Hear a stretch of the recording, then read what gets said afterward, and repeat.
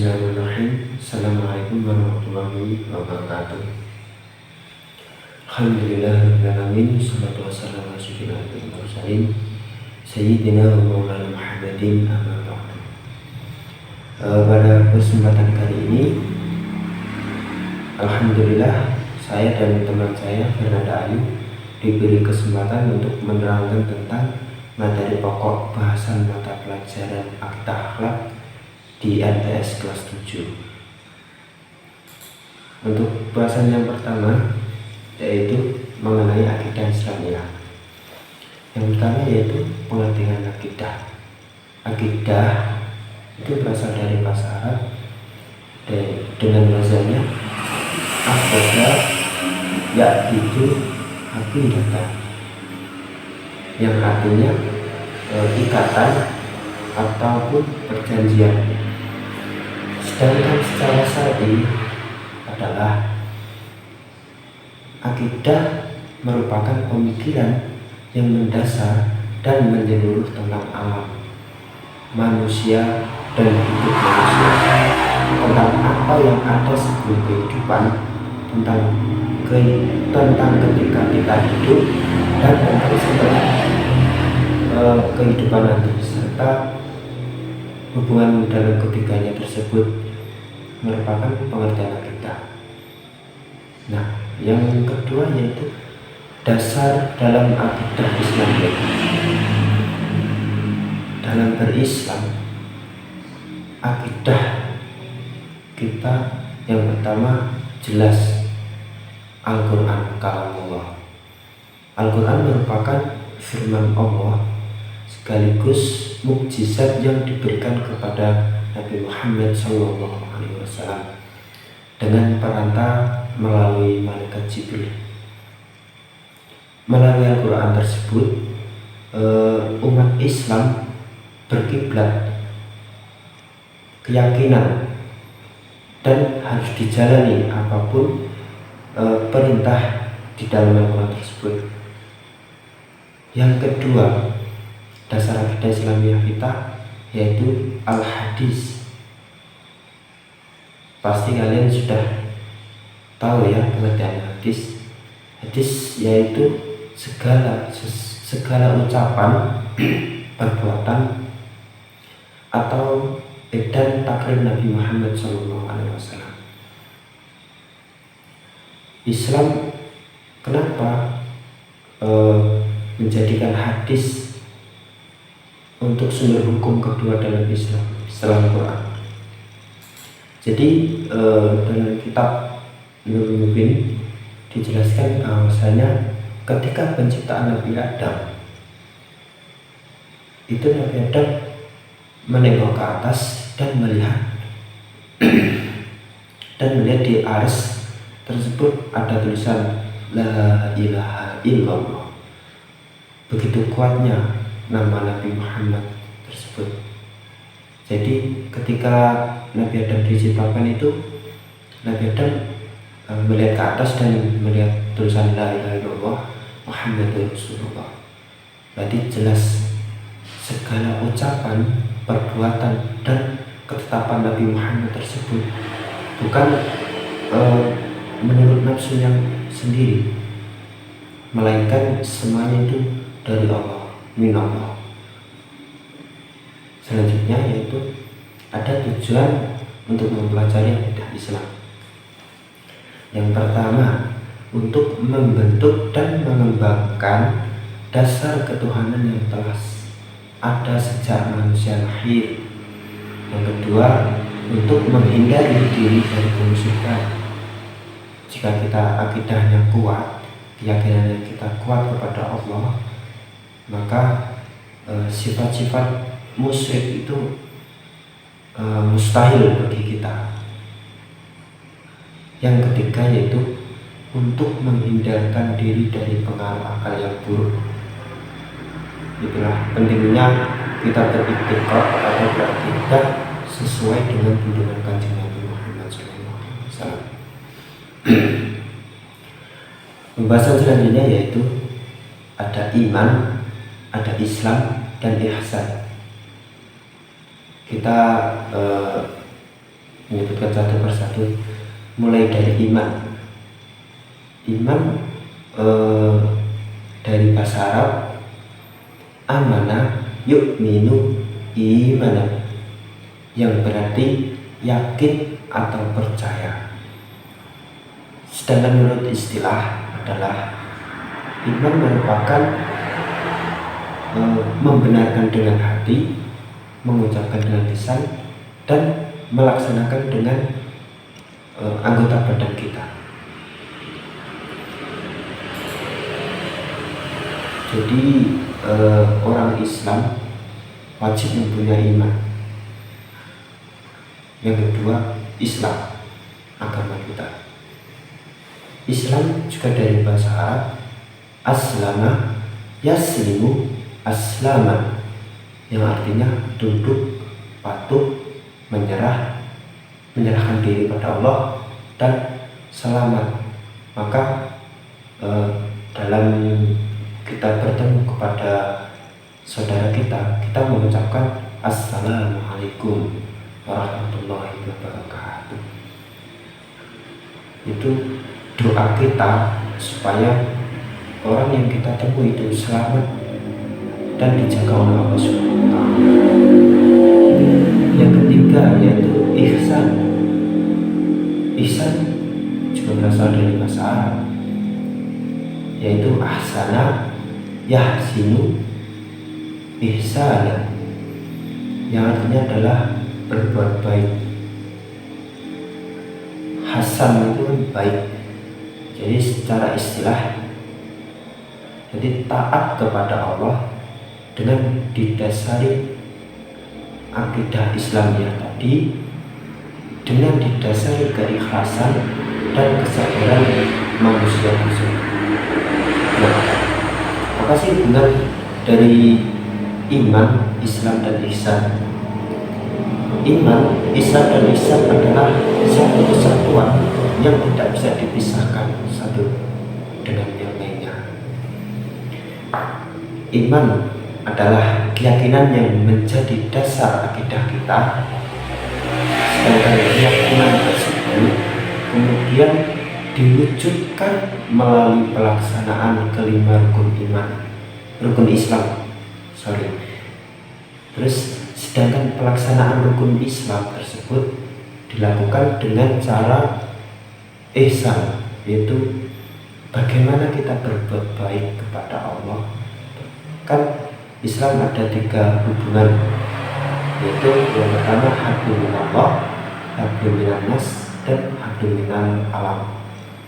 Jadi berbuat baik kepada manusia, berbuat baik kepada Allah, berbuat baik kepada Allah, berbuat baik kepada manusia, dan berbuat baik kepada alam. Nah, orang Jawa menyebutnya hablum minal alam ini dengan sebutan mamayu hayuning bawama.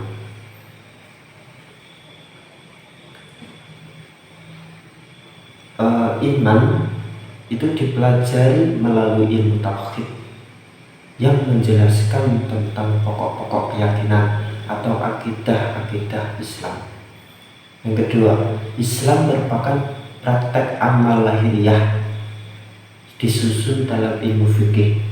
Maka di semester 1 kita dibekali dengan ilmu fikih. Ilmu fikih yaitu ilmu yang mengenai perbuatan amal lahiriah manusia sebagai hamba Allah.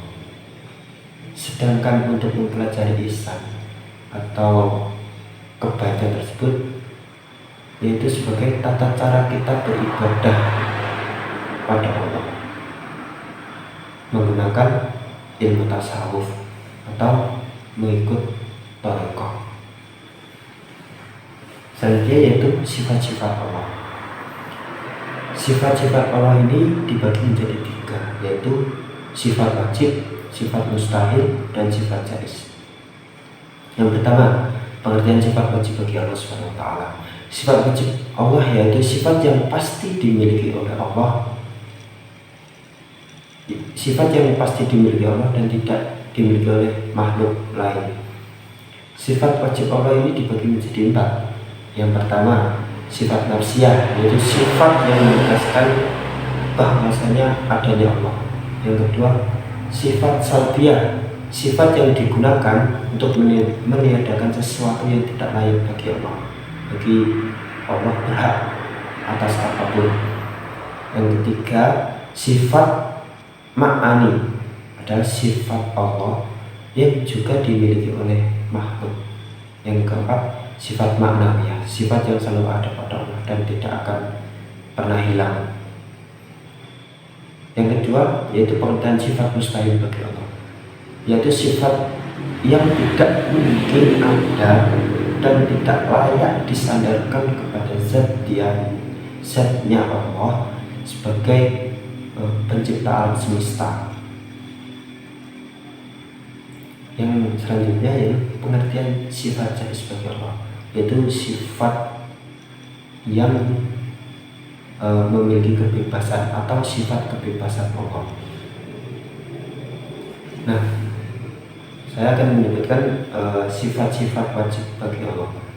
Yang pertama, wujud, kita, takok, mukhalafatul hadisi, qiyamuhu binafsihi, wahdaniyah, kudrat, iradat, ilmu, hayat, sama, basor, kalam, qadiron, muridan, aliman, hayat, sami'an, basyiran, dan mutakaliman. Bukti kebenaran sifat jaiz bagi Allah yang pertama yaitu kebebasan untuk menciptakan atau tidak menciptakan sesuatu. Jadi Allah itu bebas mau menciptakan apapun, mau tidak menciptakan sesuatu itu bebas, karena kita semua ini juga ciptaan Allah. Yang kedua yaitu kebebasan untuk mengatur semua makhluk. Jadi manusia tersebut sudah diatur oleh Allah. Semisal ada surga dan neraka, itu tinggal kita yang memilih menyusun puzzle ke neraka atau menyusun puzzle ke surga. Itu sudah kembali kepada diri kita sendiri. Nah, yang selanjutnya yaitu ciri-ciri orang yang beriman terhadap sifat-sifat Allah. Yang pertama, pasti yakin adanya Allah. Yang kedua, percaya dan yakin dan mengimani bahwa Allah adalah pencipta segala yang di muka bumi dan di langit juga. Yang ketiga, yang C, percaya bahwa makhluk itu tidak ada yang abadi kecuali Allah, ilallah. Yang D, percaya bahwa Allah itu tidak menyerupai makhluk. Yang keempat, yang E, bergantung kepada Allah. Jadi pasrah kepada Allah. Yang F, yang terakhir yaitu tidak berbuat kemusyrikan bila kita mengimani sifat-sifat Allah. Selanjutnya yaitu akan diterangkan teman saya tentang taubat, taat, khauf, dan ikhlas. Baik, di sini saya akan melanjutkan penjelasan bab 3, yaitu tentang taubat, taat, ikhlas, dan juga khauf. Yang pertama yang akan kita bahas adalah pengertian taubat. Taubat berasal dari kata taba, yatubu, dan taubah, yang berarti kembali. Secara istilah, taubat berarti kembali ke jalan yang benar dengan didasari keinginan yang kuat dari dalam hati untuk tidak kembali melakukan dosa-dosa yang pernah dilakukan seseorang itu sebelumnya. Sebagai manusia biasa yang tidak memiliki sifat maksum atau terjaga dari perbuatan dosa, maka secara langsung ataupun tidak langsung, sengaja atau tidak disengaja, pasti akan bersinanggungan dengan yang namanya kesalahan ataupun dosa. Baik kesalahannya sebagai makhluk individu yang berhubungan langsung dengan Allah, maupun sebagai makhluk sosial yang berhubungan dengan anak Adam yang lain. Untungnya, sebagai seorang muslim, diberi jalan selebar-lebarnya oleh Allah untuk memperbaiki kesalahan itu, melalui sebuah pintu yang disebut dengan taubat. Baik, salah satu contoh hadis yang meriwayatkan tentang taubat yaitu dari hadis riwayat Ibnu Majah dari Anas yang berbunyi seperti berikut. Dari Anas dia berkata, Rasulullah Shallallahu Alaihi Wasallam bersabda, semua Bani Adam pernah melakukan kesalahan dan sebaik-baiknya orang yang salah adalah orang yang segera bertaubat. Hadis riwayat Ibnu Majah dari Anas. Karenanya Allah telah memerintahkan untuk bertaubat kepada semua umat manusia yang telah melakukan dosa, maka Allah berfirman, Ya ayyuhalladzina amanu tubu ilallahi taubatan nasuha asa rabbukum ayyukaffiru ankum sayyi'atikum wa yudkhilukum jannatin tajri min tahtihal anharu yaumala yujzillahun nabiyya walladzina amanu ma'ah nuruhum yas'a baina aidihim wa biaimanihim yaquluna rabbana atsmim lana nurona waghfir lana innaka ala kulli syai'in qadir. Yang artinya yaitu, hai orang-orang yang beriman, bertaubatlah kepada Allah dengan taubatan nasuha atau taubat yang semurni-murninya. Mudah-mudahan Robmu akan menutupi kesalahan-kesalahanmu dan memasukkanmu ke dalam jannah yang mengalir di bawahnya sungai-sungai. Pada hari ketika Allah tidak menginginkan Nabi dan orang-orang mukmin yang bersama dia, sedang cahaya mereka memancar di hadapan dan di sebelah kanan mereka sambil mereka mengatakan, Ya Rob kami, sempurnakanlah bagi kami cahaya kami dan ampunilah kami. Sesungguhnya Engkau Maha Kuasa atas segala sesuatu. Sesungguhnya Allah adalah Zat yang Maha menerima taubat, sebagaimana disebutkan dalam Quran Surat An-Nasr ayat 3, yang dimana tidak ada satu dosa pun yang tidak diampuni oleh Allah Subhanahu wa Ta'ala kecuali perbuatan syirik atau mempersekutukannya. Dari penjelasan di atas sudah jelaskan bahwa Allah itu merupakan Maha Pengampun. Maka sudah seharusnya lah kita makhluknya menyegerakan diri untuk bertaubat kepadanya dari segala dosa. Taubat dengan sebenar-benarnya taubat atau semurni-murninya taubat yang biasa disebut dengan taubatan nasuha. Selanjutnya yaitu tentang pengertian taat. Kata taat berasal dari bahasa Arab. Mazharnya yaitu to'a yati'u to'atan, yang artinya tunduk atau patuh. Menurut istilah, taat bisa diartikan tunduk dan patuh terhadap segala perintah dari Allah Subhanahu wa Ta'ala yang berlaku. Taat kepada Allah berarti patuh kepada perintah dan aturan-aturan yang telah dibuat oleh Allah dalam segala hal, baik aturan itu berhubungan dengan ibadah kepadanya maupun aturan yang berhubungan dengan interaksi kita dengan sesama makhluknya. Dalam Al-Quran, Allah telah berfirman, Ya ayyuhalladzina amanu athi'ullaha wa athi'ur rasula wa ulil amri minkum fa in tanaza'tum fi syai'in farudduhu ilallahi war rasuli in kuntum tu'minuna billahi wal yaumil akhir dzalika khairu wa ahsanu ta'wila, yang artinya, hai orang-orang yang beriman, taatilah Allah dan taatilah Rasul-Nya dan ulil amri di antara kamu. Kemudian jika kamu berlainan pendapat tentang sesuatu, maka kembalikanlah ia kepada Allah atau Al-Quran dan Rasul atau sunnahnya. Jika kamu benar-benar beriman kepada Allah dan hari kemudian, yang demikian itu lebih utama bagimu dan lebih baik akibatnya. Quran Surat An-Nisa ayat 59. Nah, dari ayat tersebut dapat kita simpulkan bahwa kepada siapa saja kita bertobat, yaitu kepada Allah Subhanahu wa Ta'ala, kepada Rasulullah Shallallahu Alaihi Wasallam, dan yang ketiga yaitu kepada ulil amri atau pemerintah. Baik, selanjutnya yaitu qauf. Qauf berasal dari bahasa Arab, yaitu kafa, yakafu, kufwan, kifatan, makfatan, yang berarti takut atau khawatir. Sedangkan qauf menurut istilah dalam Islam sebagaimana yang telah diuraikan dalam Kamus Tasawuf, qauf adalah sikap merasa takut kepada Allah karena kurang sempurna semasa hidup dan pengabdiannya. Takut atau khawatir kalau Allah Subhanahu wa Ta'ala tidak senang padanya dan akan menghukumnya karena apa yang telah seseorang itu lakukan di masa lalu.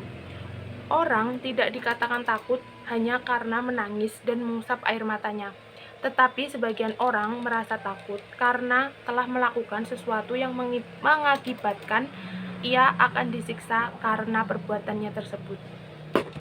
Baik, sifat khauf ini muncul karena seseorang telah meyakini keberadaan Allah Subhanahu wa taala dan mengenalnya dengan sifat-sifatnya, di antara lain yaitu Allah Maha melihat, Allah Maha tahu, dan Allah Maha mendengar, dan sifat lain sebagainya. Dengan begitu, karena mengenal Allah dengan baik, dia akan senantiasa merasa diawasi dan akan senantiasa dimintai pertanggungjawaban dari Allah atas segala perbuatan, dan hal itu yang membuat seseorang memiliki rasa khauf. Singkatnya yaitu, semakin seseorang mengenal Allah Subhanahu wa taala, maka semakin besar pula sifat khauf yang akan dimiliki oleh seseorang tersebut. Rasulullah Shallallahu Alaihi Wasallam dalam hadis beliau yang diriwayatkan oleh Imam Bukhari dan Muslim dari Aisyah radhiyallahu an, "Fawallahi inni la'alamuhum billahi wa asyadduhum lahu khosyah," yang artinya, demi Allah, sungguh aku adalah orang yang paling tahu dengan Allah dan yang paling takut kepadanya. Hadis riwayat Bukhari dan Muslim. Baik, dari penjelasan di atas, maka bisa kita tarik kesimpulan bahwa setiap mukmin harus memiliki sifat khauf yang tertanam dalam diri kita masing-masing, yang akan berguna untuk mengontrol diri kita ke depannya agar memiliki rasa takut kepada Allah dan juga Rasulullah Shallallahu Alaihi Wasallam. Baik, selanjutnya yaitu ikhlas. Ikhlas menurut bahasa bermakna bersih, bersih dari segala hal. Sedangkan secara istilah, ikhlas berarti berniat mengharap ridho dari Allah Subhanahu wa taala semata dalam beramal sebagai wujud menjalankan ketaatan terhadap Allah dan Rasulullah dalam kehidupan yang menyangkup semua aspek. Ikhlas juga merupakan suatu akhlak yang sangat agung. Karenanya, ia memiliki kedudukan yang sangat penting dalam setiap amalan, baik amalan hati, lisan, dan juga badan. Mengapa demikian? Ternyata nilai setiap amalan seseorang di sisi Allah adalah tergantung pada keikhlasan dia di dalam diri dan hati. Artinya, menjaga niat yang ikhlas semata-mata karena Allah dalam menjalankan segala amalan merupakan syarat utama diterimanya amalan tersebut oleh Allah Subhanahu wa taala. Oleh karena itu, kita harus mendahului dengan niat yang ikhlas jika kita akan berbuat sesuatu dalam menjalankan amalan sebagaimana perintahnya. Kul inna sholati wa nusuki wa mahyaya wa mamati lillahi rabbil alamin, yang artinya, katakanlah, sesungguhnya sholat, ibadah, hidup dan mati hanyalah untuk Allah, Tuhan semesta alam. Quran Surat Al-An'am ayat 162. Dari penjelasan di atas, dapat disimpulkan bahwa niat yang ikhlas memiliki peran penting seseorang makhluk untuk melakukan setiap amalan. Semoga Allah Subhanahu wa taala senantiasa menjaga niat keikhlasan kita hingga kita bisa berbuat dengan hati yang ikhlas dan lapang. Materi selanjutnya yaitu tentang bab adab sholat dan berzikir. Yang pertama yaitu adab sholat. Sholat adalah ibadah wajib yang harus dilakukan oleh setiap muslim yang sudah balik dan memiliki akal sehat. Sholat pada hakikatnya adalah bentuk komunikasi makhluk kepada Allah Subhanahu wa taala yang paling sempurna.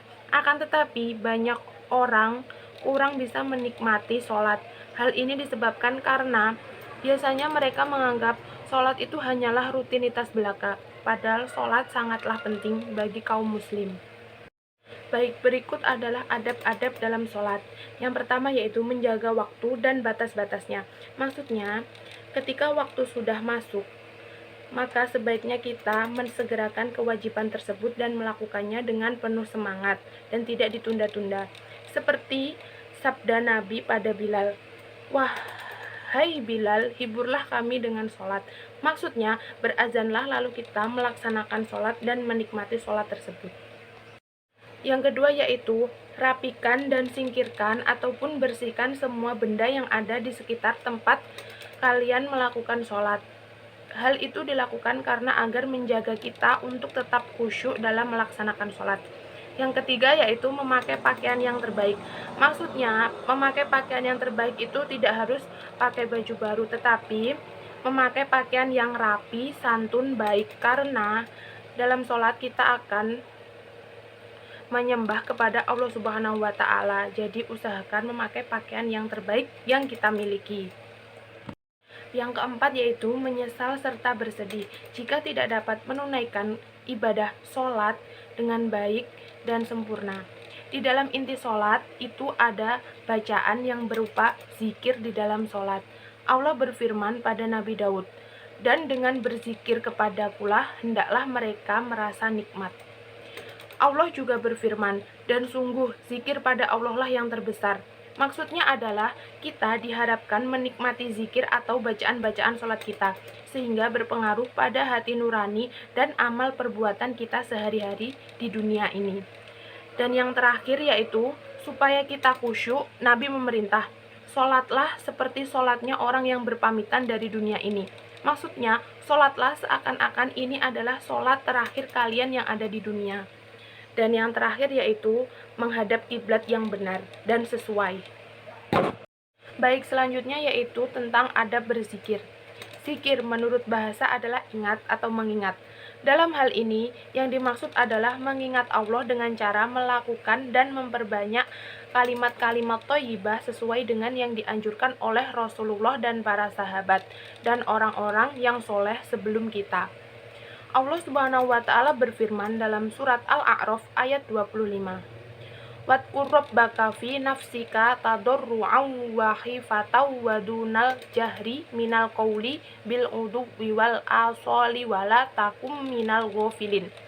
Yang artinya, dan sebutlah nama Tuhanmu dalam hatimu dengan merendahkan diri dan rasa takut, dan dengan tidak mengeraskan suara di waktu pagi dan petang, dan janganlah kamu termasuk orang-orang yang lalai. Quran Surat Al-A'raf ayat 205. Dari ayat di atas bisa kita simpulkan bahwa berzikir adalah suatu yang diperintahkan oleh Allah Subhanahu wa Ta'ala sesering mungkin, apalagi setelah kita melakukan sholat. Maka dari itu kita perlu memperhatikan adab-adab saat berzikir kepada Allah Subhanahu wa Ta'ala. Baik, berikut adalah adab-adab berzikir antara lain 1. Berzikir dengan zikir dan wirid yang telah dicontohkan oleh Rasulullah SAW. Karena zikir adalah ibadah, membaca Al-Quran dengan niat zikir pun juga dianjurkan. Yang kedua, mencoba memahami makna dan khusyuk dalam melakukan zikir. Yang ketiga, duduk di suatu tempat atau ruangan yang sepi seperti duduk dalam sholat juga dianjurkan. Yang keempat, memakai pewangian dan tempat yang digunakan untuk berzikir usahakan tempat yang bersih dan pakaiannya pun harus halal. Yang kelima, memilih tempat yang agak sunyi. Boleh memejamkan dua mata karena dengan mata terpejam itu tertutup jalan-jalan panca indera lahir sehingga mengakibatkan terbukanya panca indera dari hati. Dan yang terakhir, usahakan saat berzikir yaitu kita menghadap ke kiblat yang benar. Bab selanjutnya yaitu tentang keteladanan Nabi Sulaiman alaihissalam. Di sini kita akan membahas tentang keagungan Nabi Sulaiman alaihissalam. Nabi Sulaiman adalah nabi yang dipilih oleh Allah Subhanahu wa Ta'ala untuk menjadi kekasihnya. Selain itu, Nabi Sulaiman juga memiliki beberapa keistimewaan langsung dari Allah Subhanahu wa Ta'ala. Berikut adalah bentuk keistimewaan Nabi Sulaiman dari Allah Subhanahu wa Ta'ala. Yang pertama, yaitu Nabi Sulaiman mengetahui semua bahasa binatang. Yang kedua, nabi yang paling kaya di antara manusia di sepanjang peradaban adalah Nabi Sulaiman. Yang ketiga, Nabi Sulaiman mempunyai pasukan yang paling kuat di antara yang lainnya. Yang keempat, Nabi Sulaiman juga dapat mengendarai angin sesuai dengan perintahnya. Namun dengan kekuasaan yang agung dan besar dari Allah Subhanahu wa Ta'ala untuk Nabi Sulaiman, membuat Nabi Sulaiman alaihissalam merasa rendah diri di hadapan Allah Subhanahu wa Ta'ala dan juga di hadapan makhluknya. Berikut adalah sifat dan sikap rendah hati Nabi Sulaiman terhadap makhluknya, yaitu Nabi Sulaiman memiliki rasa malu kepada Allah Subhanahu wa Ta'ala. Yang kedua yaitu Nabi Sulaiman juga sering berdialog dengan rakyat kecil. Yang ketiga, Nabi Sulaiman senang bekerja karena beliau berkata dengan bekerja beliau bisa menikmati sebagai wujud rasa syukur yang ada. Dan yang terakhir, Nabi Sulaiman selalu khusyuk dalam melaksanakan perintah Allah yaitu sholat. Baik, sekian penjelasan dari kelompok kami. Kurang lebihnya kami mohon maaf. Selebihnya, wassalamualaikum warahmatullahi wabarakatuh.